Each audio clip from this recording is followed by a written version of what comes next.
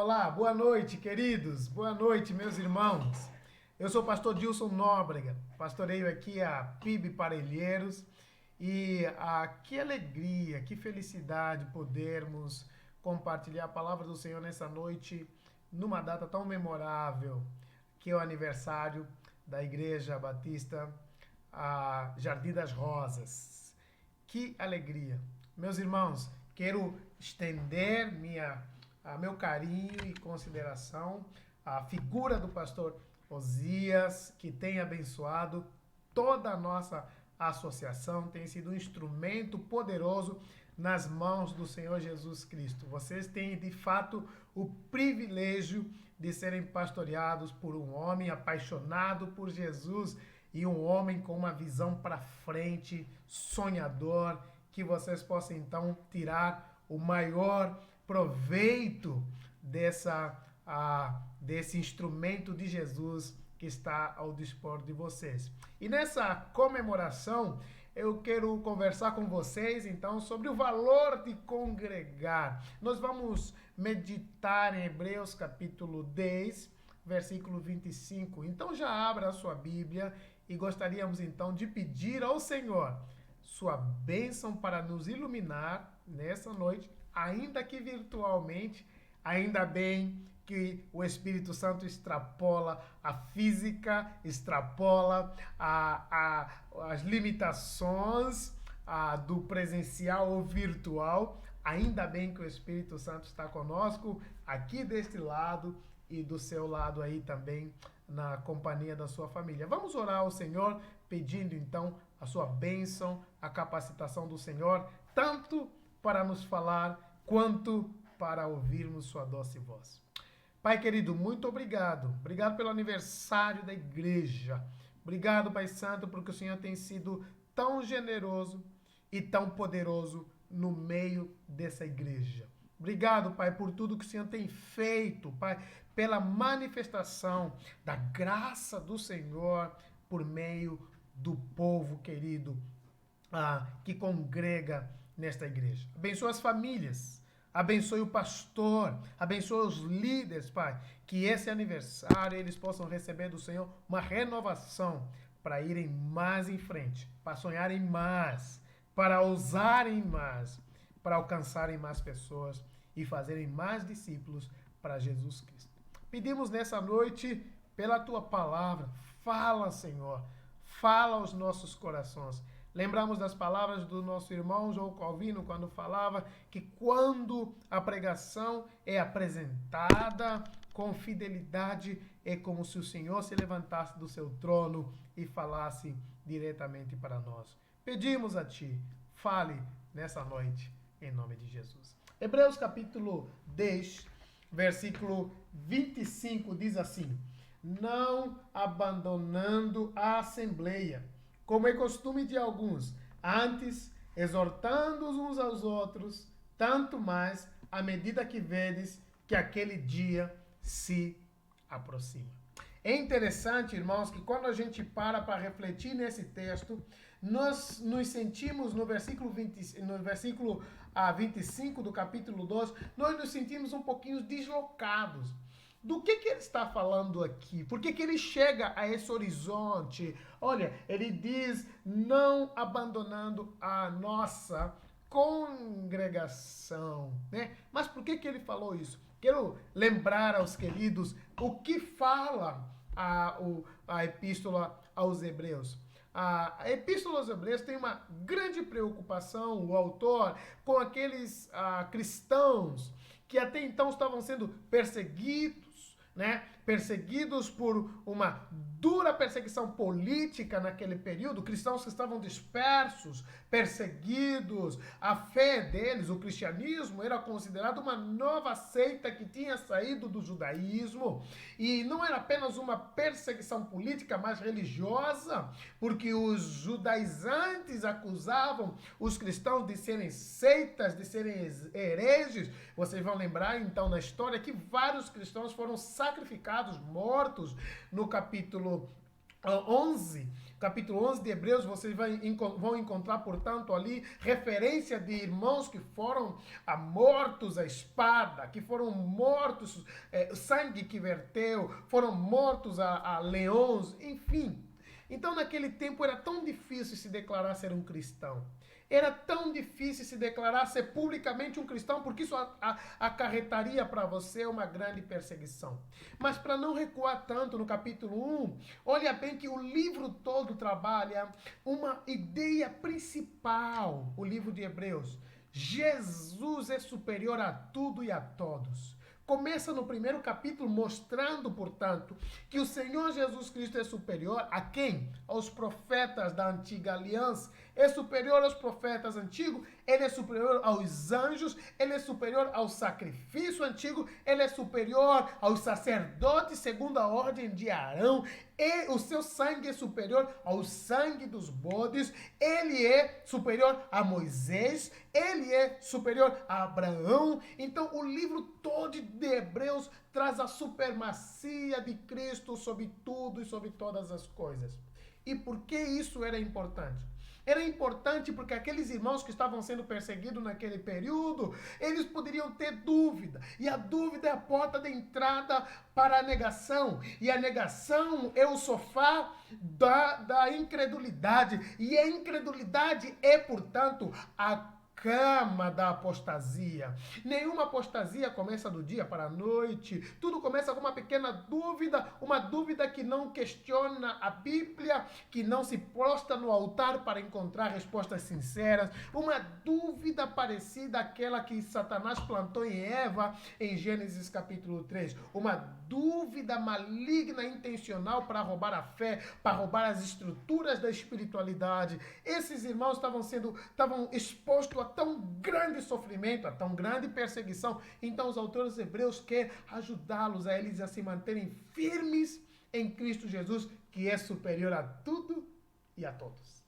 Então no capítulo 8, para chegar um pouquinho mais perto do 10 e você entender toda essa novela, no capítulo 8 nós vamos entender que Cristo se apresenta aí, portanto, superior à aliança.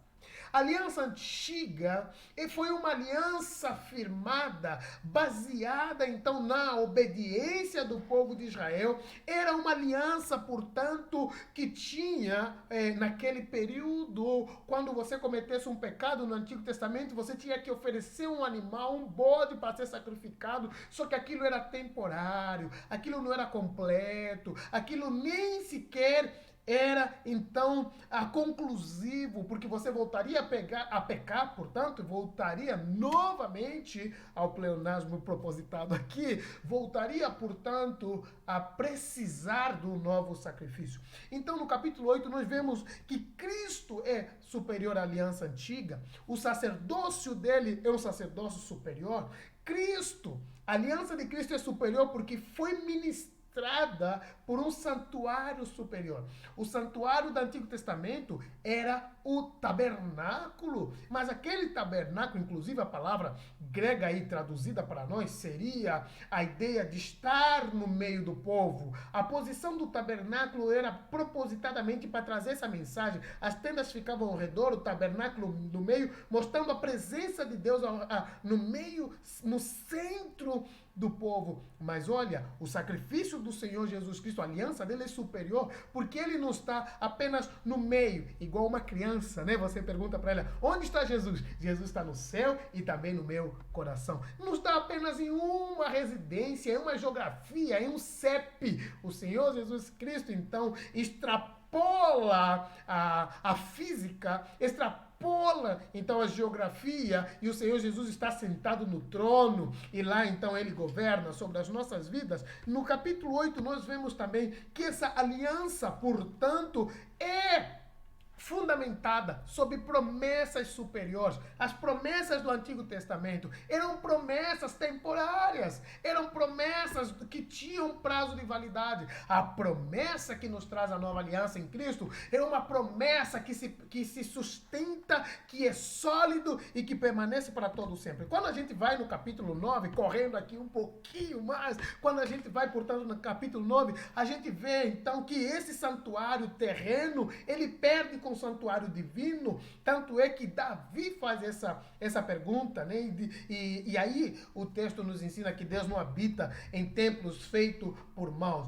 Cristo é superior, não apenas a aliança dele do Novo Testamento é superior à aliança do Antigo Testamento, mas também o santuário do Novo Testamento é superior ao santuário do Antigo Testamento, porque o santuário do Antigo Testamento era restritivo, só sumos sacerdotes podiam adentrar, mas o texto do capítulo 10, onde já vamos chegar daqui a pouco, nos ensina a venham para o trono da graça. E todos vocês, gentios, homens, mulheres, venham, portanto, ao trono da graça. Nós vemos então que esse sacrifício de Cristo é um sacrifício que rompe e renova, rompe o pecado e renova o coração para sempre. O sacrifício do Antigo Testamento não podia mexer aqui dentro, podia apenas mexer nas questões externas, mas o coração, só a nova aliança poderia então voltar a transformar profundamente o homem e mudá-lo de dentro para fora. Então, feito essas considerações,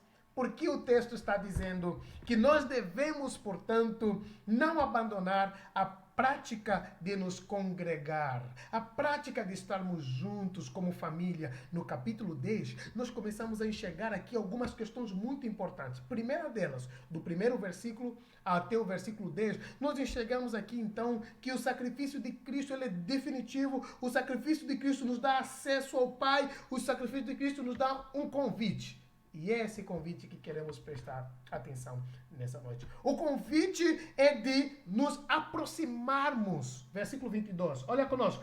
Acheguemos-nos com um coração verdadeiro e em uma certeza de fé, tendo um coração purificado da má consciência e o corpo lavado com água. O primeiro convite para termos, então, entendermos o valor de congregar. Nós só podemos entender o valor de congregar se nós, então, nos achegarmos a Deus com corações verdadeiros. Nós só entendemos o valor da nossa congregação, o valor da nossa igreja, o valor da comunhão entre os irmãos, o valor do cafezinho com os meus irmãos, da oração um pelo outro, da repreensão um ao outro. Nós só vamos valorizar isso se o nosso coração for um coração verdadeiro. Mas não apenas isso, esse convite do Senhor também nos chama a guardar firmemente o quê? Versículo 27, olha lá.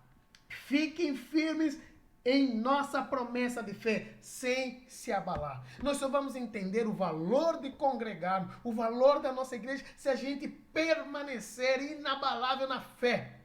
Fé é congregacional. Fé é uma fé que se manifesta de forma íntima, pessoal e também coletiva. Você lembra da oração do Pai Nosso? Pai nosso, não é Pai meu. Fé é algo coletivo também. A adoração, o louvor na igreja é coletivo. Nós só vamos entender o valor de congregar, irmãos, se a nossa fé for uma fé firme. Então, primeira coisa, temos que ter corações verdadeiros e sinceros diante de Deus. Segunda coisa, temos que ter uma fé firme, que não se abala. Há alguns anos atrás, um americano chamado Francis Viola, ele escreveu um livro com o Barna, que ele foi tentar, o livro que foi então muito vendido e divulgado, tentando desconstruir a importância da igreja local, desconstruir a importância dessa organização. Irmãos, ao longo dos anos, a igreja local treinou missionários, mandou para a diáspora, mandou para o mundo inteiro. A igreja local, guiada pelo Senhor, abriu universidades. A igreja local, guiadas pelo Senhor, abriram então hospitais, mulheres, homens, missionários, sustentados regularmente pela igreja local, foram usados pelo Senhor para que o evangelho chegasse até várias localizações. Inclusive, como um pastor africano ministrando para você nessa noite, nós somos frutos da igreja local organizada, dos americanos que se organizaram e então enviaram homens e mulheres para pregar o evangelho para as nossas localidades. Então, se queremos entender o valor da nossa congregação, o valor da nossa igreja, o valor de estarmos juntos, temos que ter um coração verdadeiro. Segundo, temos que ter uma fé firme, uma fé que não se abala. Sempre terá pessoas falando discursos iguais a esses que citei agora contra a igreja local. Mas acredite, nós somos como brasas acesas, uma das outras lá nas suas churrasqueiras. Se você tirar uma brasa, por mais acesa que ela esteja, ela vai se apagar com o tempo. Porque a nossa fé é pessoal, mas também é coletiva. Agora, veja o versículo 24. Depois que ele trabalha que precisamos nos aproximar, depois que ele nos diz que precisamos guardar a fé verdadeira, ele então diz, não abandonem a congregação. Como é costume de muitos. Muitos ficaram no meio da caminhada. Muitos desistiram. Muitos acabaram, por causa do sofrimento, acabaram cedendo. Por causa dos discursos, acabaram cedendo. Oh, meus irmãos, olha a exortação de Hebreus, capítulo 10, versículo 25. Não abandonemos a congregação. Abandonar é dar as costas. Abandonar é virar para outra direção. Abandonar é seguir outro rumo. Não abandonemos, então, a nossa congregação. Sabe por que ele dá essa exortação? Leia comigo o versículo 39. Olha lá o versículo 39. Nós, porém, não somos daqueles que recuam para a perdição, mas daqueles que creem para a salvação. Aristóteles estabeleceu aquilo que foi chamado na filosofia de a lógica aristotélica. Se uma premissa for positiva, a conclusão dessa premissa também será positiva. Então vamos montar aqui uma lógica aristotélica aqui. Primeira coisa, se nós abandonarmos a comunidade de fé, significa retroceder, voltar, abandonar, começar o caminho com Jesus e no meio da caminhada abandonar, voltar, significa retroceder. Retroceder significa negar o sacrifício de Cristo, porque Cristo nos coloca em posição de unidade. Todo o livro de Efésios trabalha essa ideia. Capítulo 4, 5, 6. Cristo nos coloca em unidade. Somos corpo de Cristo. Ninguém sozinho é igreja. Ninguém sozinho é igreja. A igreja sou eu e você. Eu e você somos a igreja. Se eu estiver sozinho, eu sou apenas um membro do corpo. Mas eu, junto com você, nós somos a igreja de Jesus aqui na terra. Então vamos para a lógica aristotélica aqui, parafraseando. Abandonar a comunidade de fé é, portanto, retroceder. Retroceder é, portanto, negar o sacrifício. Negar o sacrifício é, portanto, destrutivo. Por isso, o texto vai dizer aqui, horrenda coisa é cair nas mãos do Deus vivo. Versículo 31. Então, meus irmãos, como o próprio niilismo eclesiástico, aquela ideia de um ceticismo exacerbado a respeito da igreja. Existe uma grande resistência, existe um ceticismo, uma descrença quando se trata de igreja, quando se trata de pastores, quando se trata de missionários, quando se trata de alguma coisa eclesiástica. Já existe uma antipatia estancada nos holofotes da sociedade. Meu irmão, não caia nessas ciladas. Faça essas três coisas que o texto está nos ensinando. Primeira coisa, versículo 22. Nos acheguemos. Chegue perto. Chegue mais do seu Jesus. Chegue mais da igreja de Jesus. Chegue mais na obra de Jesus. Chegue mais. Chegue perto. Você que está se afastando. Você que está esfriando. Chegue mais. Chegue perto. Versículo 22. Precisamos ficar firme. Não apenas chegue perto e volte. Não, fique firme. Chegue perto e fique firme. E terceiro princípio, então. Não abandone a comunidade. Não abandone a comunidade de Jesus Cristo. Foi Jesus que nos estabeleceu assim. Foi Jesus que treinou os discípulos para deixar a igreja primitiva e depois a igreja de Antioquia. E por conta das ações missionárias dessas igrejas locais, hoje eu e você somos os continuadores dessa missão de Jesus Cristo. Como está a sua comunhão com a sua igreja? Como está a sua comunhão com a sua comunidade de fé, com a sua família espiritual? Nós também somos família de sangue e um sangue superior ao sangue terreno. O nosso sangue é o sangue divino, é o sangue de Jesus Cristo. Como está? Num tempo que estamos vivendo como esse, com a pandemia, a tendência dos nossos corações é esfriar a respeito da comunidade de fé, esfriar a respeito do meu irmão, esfriar a respeito dos nossos compromissos espirituais e ministeriais. Oh, meu irmão, não caia nesse canto da sereia. Não caia nesse canto da sereia. Não caia nesses discursos aparentemente intelectuais que não têm nada de sã doutrina, que não tem nada de sabedoria divina. Nesse aniversário da igreja, eu convido você, meu irmão, a se achegar a Jesus Cristo por meio da sua comunidade. Olhe para o seu coração. Fique firme no Senhor Jesus Cristo. Fique firme nos seus ministérios. Fique firme no seu dom, aquilo que Deus te capacitou. Multiplique os dons que Deus te deu. Trabalhe na obra de Deus. Coloque sua família, seus filhos, seus recursos. Coloque a sua vida no altar do Senhor. Sabe por quê? Olha lá o versículo. O final do versículo 25. Olha lá. À medida em que aquele dia se aproxima. O fim se aproxima. Todas as coisas, de fato, apontam para uma escatologia imediata. Todas as coisas apontam para uma eminência. Então agora, o que adiantou caminhar todo esse tempo com Jesus, com sua comunidade, e no meio da caminhada abandonar? Isso se torna semelhante à mulher de Ló. A mulher de Ló vai olhar para trás. Meu irmão, quero convidar você e a mim mesmo, nesse aniversário da igreja, a refletir como está a sua comunhão com a sua comunidade. Será que o coronavírus também viralizou a sua fé? Ou será, eu vi uma frase muito interessante essa semana, o importante é não deixar a fé e o café esfriar. Será que o seu café está frio? A sua fé está fria? A sua comunhão com os irmãos? Igreja, todas as igrejas têm seus desafios. Todas as famílias, né, têm seus desafios. Mas os desafios são para serem vencidos juntos, em comunhão. Oh, meu irmão, quero louvar o Senhor por essa oportunidade. Pela oportunidade de desafiar você a se aquecer, a se achegar mais e mais na comunhão com Jesus Cristo. Na comunhão com a sua igreja local. Que Deus use poderosamente essa oportunidade para trazer então a nós um senso de urgência com a obra do Senhor Jesus Cristo. Eu posso orar por sua vida? Posso orar também por sua família? E pelos dons que Deus deu para você? Gostaria de orar por você. Pai querido, como vivemos um tempo que tudo aponta para esfriarmos a fé. E quando friamos a fé, nós começamos a criar desculpas e justificativas.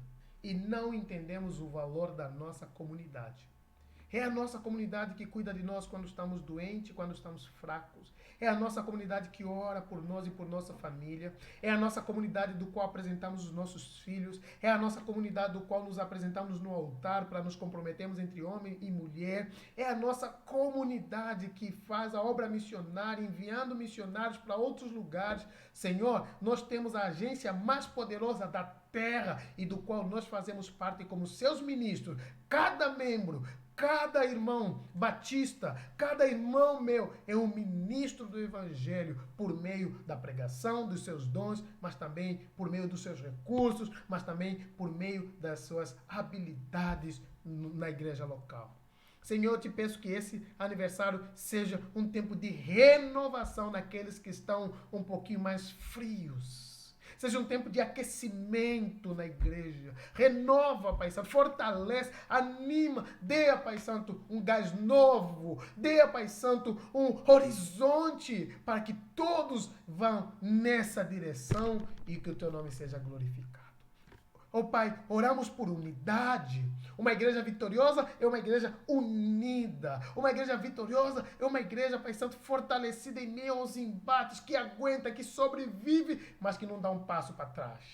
Pai querido, eu te suplico nessa noite, Pai, fortaleça, abençoe, revigore a sua igreja pelos próximos anos de pregação, de missão aqui na terra. Nós oramos assim com fé. Em nome de Jesus, o Filho de Deus. Amém. Amém. Deus abençoe sua vida. Deus abençoe sua família. E que você possa ir e dar frutos. Multiplicar os dons que Deus lhe deu e viver em unidade. Deus te abençoe.